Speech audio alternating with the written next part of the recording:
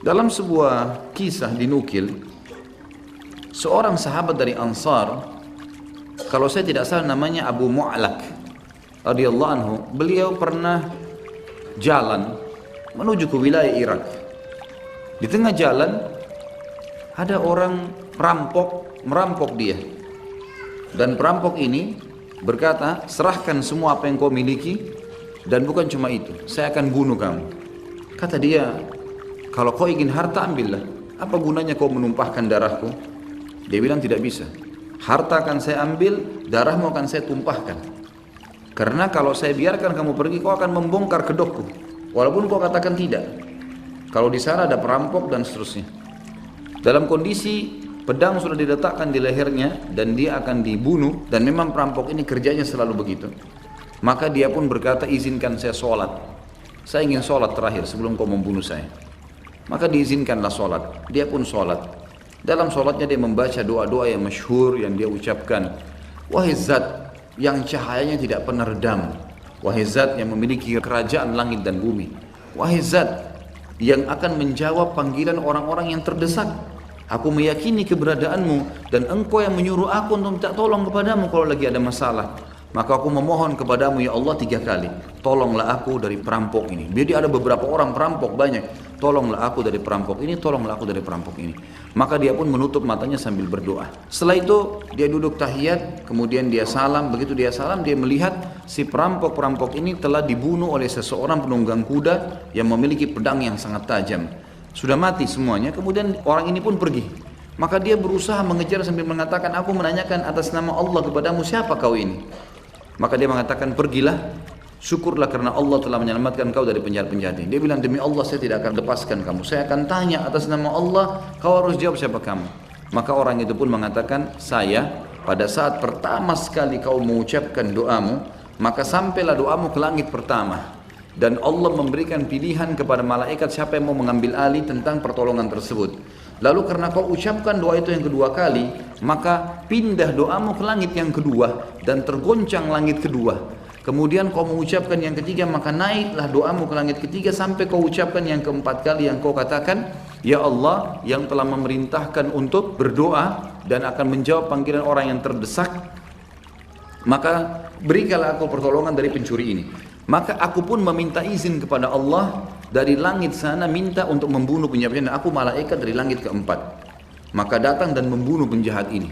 Dan ini kisah masyhur sekali di mana orang-orang mengambil pelajaran darinya. Tentu saja, mohon maaf, saya tidak tahu tentang kalau kisah ini kesahihannya 100%, tapi insya Allah dengan izin Allah saya tahunya ini dinukil oleh banyak para dai-dai kita di Timur Tengah. Kisah yang masyhur yang dinukil dari beberapa buku-buku yang ditulis oleh para ulama salaf dulu. Yang jelas yang kita ambil pelajaran teman-teman sekalian tentang masalah bagaimana kedekatan seorang hamba dengan Allah subhanahu wa ta'ala. Lepaskan ketergantungan dengan makhluk yang hanya selalu bisa memberikan angan-angan, semoga saja, tolong bantu saya, baiklah saya usahakan. Kalau dengan Allah tidak ada perkataan baiklah saya akan usahakan. Allah mengatakan kalau kalian meminta, saya pasti akan beri. Kalau ditanyakan kepadaku, saya sangat dekat. Tidak ada sama sekali hal-hal yang kurang di situ. Saya juga dapat dari salah satu sumber, ya mudah-mudahan saya yakin sumbernya baik, karena ini dari beberapa teman-teman dai. Dan kisah nyata di Jawa terjadi. Ada seorang saudara kita muslim jual bakso. Kisah nyata. Dan saya sekarang semenjak saya dapat kisah itu, saya sering sampaikan dalam pengajian. Menurut saya, Masya Allah, kisah yang perlu diangkat. Seorang penjual bakso ini tinggal di tengah sawah.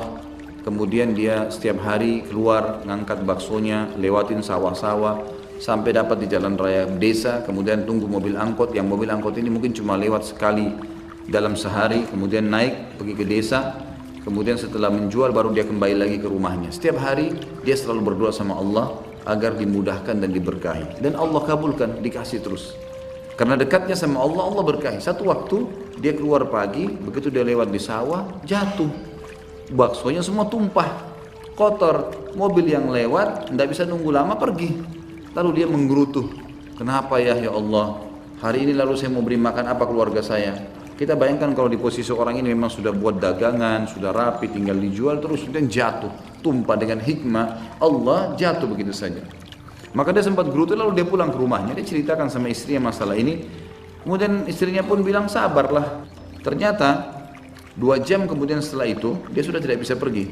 Tetangganya datang dan mengatakan, "Hai fulan, kau tidak jadi pergi naik mobil." Dia bilang, "Iya, tidak jadi." Ceritanya begini tadi. Dia bilang, "Kau mestinya bersyukur sama Allah karena mobil tadi yang kau mau naikin itu, baru saya dapat berita jatuh di jurang semuanya mati. Satu mobil semuanya mati, dari supir sampai semua penumpangnya. Yang tadinya dia gerutu, sekarang dia bilang alhamdulillah. Tinggal sekarang baksonya yang rusak." Subhanallah, pada saat itu juga setelah dia bertobat kepada Allah, "Ya Allah ampuni saya karena saya tidak tahu tentang hikmah yang tersembunyi." Kembalikan urusan sama Allah. Yang terjadi apa? Ada peternak bebek yang datang. Peternak bebek ini teman-teman sekalian, memang dia dengar di situ ada penjual bakso dan dia butuh bakso bukan yang baru, bukan untuk manusia, bakso yang sudah jatuh rusak, dikasih bebeknya, dibeli semua bakso itu. Selesai nggak urusannya? Sederhana. Subhanallah, orang kalau patuh pada Allah mudah sekali. Ada seorang pengusaha di Jerman juga begitu kemarin kisahnya. Dia mau meeting di Perancis, penting sekali. Tiba di bandara sudah buru-buru, ternyata pesawat sudah ditutup. Belum terbang pesawatnya, tapi sudah ditutup, nggak bisa lagi. Saya siap bayar apa? Sudah kelas bisnis, nggak bisa. Pokoknya sudah nggak bisa. Nggak tahu kenapa nggak bisa. Orang ini masya Allah ahli ibadah, dikenal begitu. Dinukil oleh para teman-teman dai kita di sana.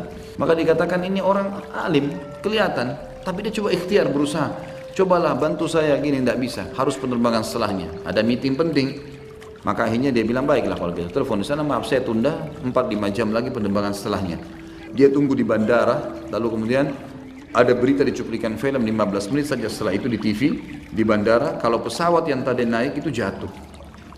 Kita tidak boleh sangka buruk, asal hubungan kita dengan Allah benar, tidak usah khawatir. Pasti Allah punya cara menyelesaikan perkara kita.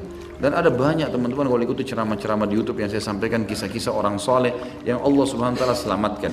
Dan pelajaran kita ambil dari orang yang terdahulu teman-teman, yang sudah berlalu.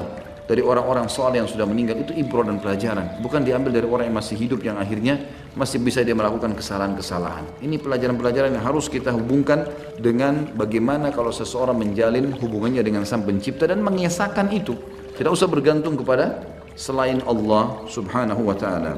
Di mana pernah saya jelaskan di tauhid, pertama kita menjelaskan tentang tauhid uluhiyah yang berbunyi kata Nabi SAW, Allah berfirman, "Wahai anak Adam, kalau kau yakin dengan kerajaanku, maka kau tidak perlu takut dan khawatir dengan kerajaan selain aku, karena kerajaanku abadi dan tidak akan pernah musnah." Hai anak Adam, kalau kau gantungkan nasibmu padaku, maka aku akan memenuhi semua hajatmu.